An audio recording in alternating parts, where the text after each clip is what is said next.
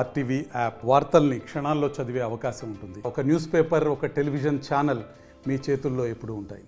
అనంతపూర్ జిల్లాలో మొత్తం పెద్ద ఎత్తున అరటి రైతులు నష్టపోతున్నారంటూ ఈరోజు మాజీ మంత్రి డాక్టర్ సాకేత్ సైల్జన్ నేతృత్వంలో ఇక్కడ కలెక్టర్ కార్యాలయం మీద పెద్ద ఎత్తున నిరసన కార్యక్రమాన్ని నిరసన కార్యక్రమాన్ని కూడా కనిపిస్తున్నాయి.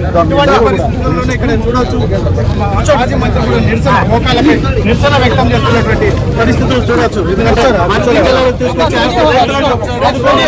మంత్రి డిమాండ్ చేస్తున్న నేపథ్యంలో మంత్రి ఏం చెప్తున్నారు? ఈ రోజున అనంతపురం జిల్లాలో ముఖ్యంగా నా కాన్స్టిట్యూన్సీలో రైతులు అన్యాయం అయిపోతున్నారు. ఎంత అసలుకి బాధాకరం అంటే ₹2 కిలో అమ్ముకోవాల్సి వస్తూ ఉంది. కనీసం మనం మన్ను తీసే కూలి కూడా రావడంలే. ఈ ప్రభుత్వం ఏమో ₹7 కొంటాం, ₹10 కొంటామని ఈనాటి ₹1 కూడా ₹1 కొనిలే. మాట్లాడితే పంట బాగాలేదు, లేకపోతే పురుగు వచ్చింది. ఇదంతా హార్టికల్చర్ చెప్పుకోవాలి ముందు నుంచి. కనుక ఈరోజు రైతు బతుకు అన్యాయం అయిపోతా ఉంది. అరటి రైతు నాశనం అయిపోతా ఉన్నాడు. చివరికి 22-24 టన్నుల అరటి ఉంది. కలెక్టర్ గారు హార్టికల్చర్లో కొనుక్కొని డబ్బులు ఇవ్వాలి, కబుర్లు చెప్పేది కాదు. ఎందుకంటే వాళ్ళు చెప్పేది మేము కొంటామని కొనాడు అడుగుతూ ఉంటాం. అసలు ఈ చంద్రబాబు నాయుడు ప్రభుత్వానికి రైతులంటే ఏమాత్రం ఎక్కేలేదు. వ్యవసాయం దండగనుకుంటాడు.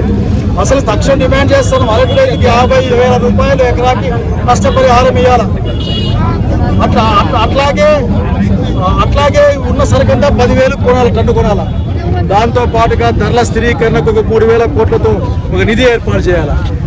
ముందు ముఖ్యంగా చంద్రబాబు నాయుడు గారు మైండ్ సెట్ మార్చుకొని రైతును కూడా అజెండాలో పెట్టుకోమని డిమాండ్ చేస్తాం. సార్, గత సంవత్సరం 25,000 పైగా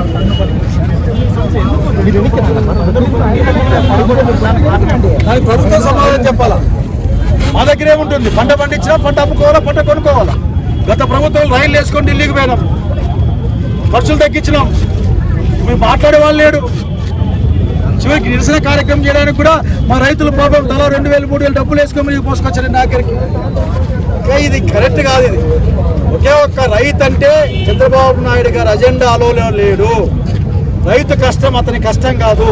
రైతు కేవలం ఓట్ల కోసం మాత్రమే పనికొస్తాడు. ముఖ్యంగా రాయలసీమ రైతులు అంటే అసలు పట్టదాయనకి. ఇప్పుడు ఉదాహరణకి అదేదో అమరావతిలో కౌలు చెల్లిస్తున్నాయి నాగరికి. మనకు కూడా ₹50 లక్షల కౌలు చెల్లిస్తే బాగుంటుంది ఇక్కడ. కాబట్టి చంద్రబాబు నాయుడు గారి యొక్క బ్రెయిన్ లేక రైతులు చేసుకోమని కోరుతా ఉన్నా. రైతు పట్ల దుర్మార్గమైన ఆలోచన వద్దు, మోసపూరితమైన మాటలు వద్దని కూడా నేను చెప్తా ఉన్నా. డబ్బులు ఇవ్వండి, కొనుక్కోండి, ధరల స్థిరీకరణకు ఏర్పాటు చేయండి, నష్టపరిహారం ₹50,000 ప్రతి ఎకరా కూడా ఇవ్వమని డిమాండ్ చేస్తాం. సార్, గతంలో పవన్ కళ్యాణ్ రాయలసీమ రైతుల గురించి వ్యాఖ్యలు నేను వచ్చాక తీసుకుంటాను. ఏం చేయాలంటారు? పవన్ కళ్యాణ్ గురించి ఎంత తక్కువ మాడుకుంటే అంత మంచిది. అతను ఎప్పుడైనా వార్తలు లేనుకుంటే వచ్చి అట్లా వార్తలు లేకొస్తాడు. అతను చేసిన ఒక పని ఇద్దరికే చెప్పండి. సీజ్ ద షిప్ దగ్గర నుంచి ఏంటి ఉండదు, ఇంకేం మాట్లాడుతూ ఉంటాడు.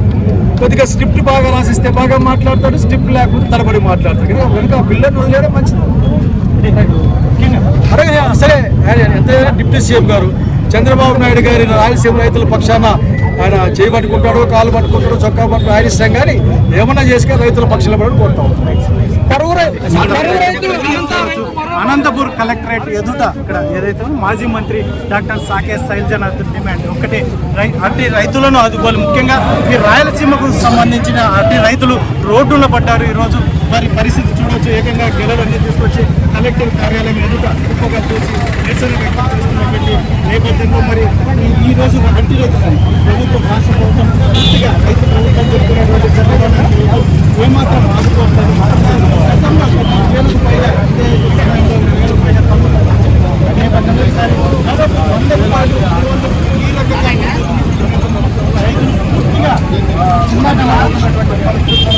కాబట్టి ముఖ్యమంత్రి పవన్ కళ్యాణ్తో సహా ఒక్కసారి రాయలసీమ రైతుల గురించి నాకు తెలుసు అని చెప్పినటువంటి పవన్ కళ్యాణ్ ఇప్పుడైతే ఉప ముఖ్యమంత్రిగా ఉన్నటువంటి నేపథ్యంలో ఖచ్చితంగా చంద్రబాబు నాయుడు కాళ్ళు కట్టుకుంటారని చెప్పి రైతులను ఆదుకునే దిశగా ఆలోచన చేయాలి అని చెప్పేసి మాజీ మంత్రి సైల్జనాథ్ డిమాండ్ చేస్తున్నటువంటి భారీ స్థాయిలో అనంతపురం కలెక్టర్ కార్యాలయం రైతులు రక్షణ కార్యక్రమాన్ని డిమాండ్ చేయాలి. నిరసన కార్యక్రమాలు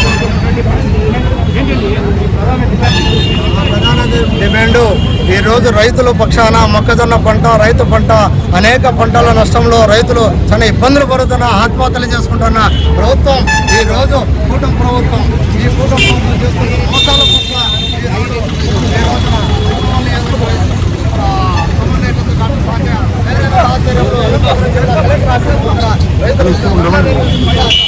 కానీ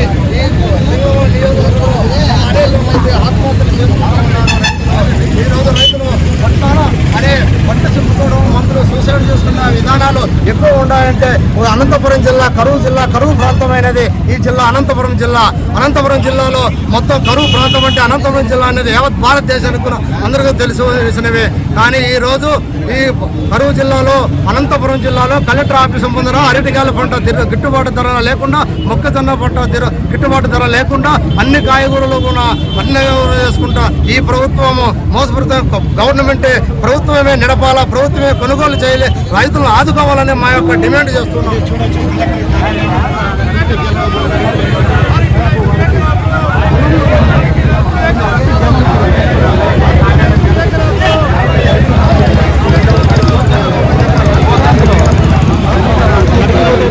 ఇక్కడే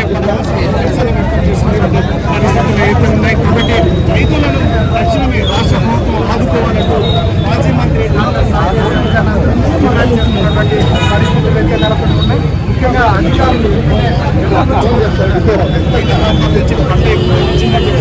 అధికారులు చెప్తున్నప్పుడు మరి ఇప్పటికైతే మాత్రం ఇప్పటికిప్పుడు రైతులకు ఆదుకునే తీసుకుంటారు రాష్ట్ర ప్రభుత్వం నిరసన కార్యక్రమాలు కూడా నేపథ్యంలో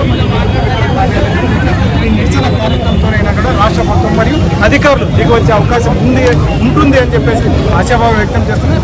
కాకపోతే రైతులను ఆదుకోకపోతే మాత్రం మరింతగా రాష్ట్ర వ్యాప్త ఆందోళనకు సిద్ధమవుతామని చెప్పేసి మాజీ మంత్రి సైజన చెప్తున్నటువంటి నేపథ్యం.